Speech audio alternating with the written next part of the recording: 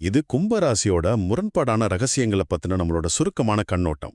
ஒருத்தருக்கு வெற்றியை தர்ற அதே கும்ப வீடு ஏன் அதுக்கான ஒரு பெரிய விலையையும் சேர்த்தே வசூலிக்குதுன்னு இன்னைக்கு நாம தெரிஞ்சுக்க போறோம். முதலாவதா, இந்த வீட்டோட விசித்திரமான இரட்டை தன்மை.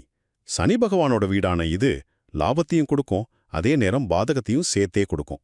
நீங்க கேட்கலாம், அது எப்படி லாபமும் வழியும் ஒன்னா வரும்னு? சிம்பிள். அழகான ரோஜாவை ரசிக்கணும்னா அதோட முட்களோட வழியையும் நாம தாங்கிதான் ஆனோம் இல்லையா?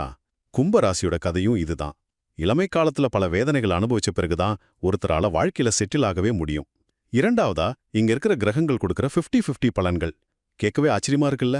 ஒரு கிரகம் எப்படி ஒரே நேரத்துல நன்மையும் செஞ்சு தீமையும் செய்யும்? ஆனா அதுதான் இந்த வீட்டோட மாயமே. உதாரணத்துக்கு, குரு இங்க இருந்தா நல்ல பணம் வரும், ஆனா அதே நேரம் குழந்தைங்களால மன உளைச்சல் வரும். சூரியன் இருந்தா அப்பாவால லாபமும் கிடைக்கும், அதே அப்பாவால வாழ்க்கையில பெரிய சிக்கலும் வரும். இறுதியா, இவ்ளோ சிக்கலான இந்த வீட்டுக்கு மாற்று மருந்தே இல்லையான்னு கேட்டா இருக்கு. சுக்கிரன், புதன், குரு மாதிரி சுப கிரகங்கள் இங்க இருந்தா மட்டும்தான் இதோட கொடூரத்தன்மை கொஞ்சம் குறையும். நாம பொதுவா ஜாதக கட்டத்துல கிரகங்கள் இருந்தாதான் பலம்னு நினைப்போம். ஆனா கும்பம் மாதிரி வீடுகள் காலியா இருக்கிறதோ, இல்லனா அங்க இருக்கிற கிரகங்களோட தசாப்தி காலம் வராம இருக்கிறது தான் ஒருத்தர பெரிய துன்பங்கள்லேருந்து காப்பாற்ற மிகப்பெரிய அதிர்ஷ்டம்.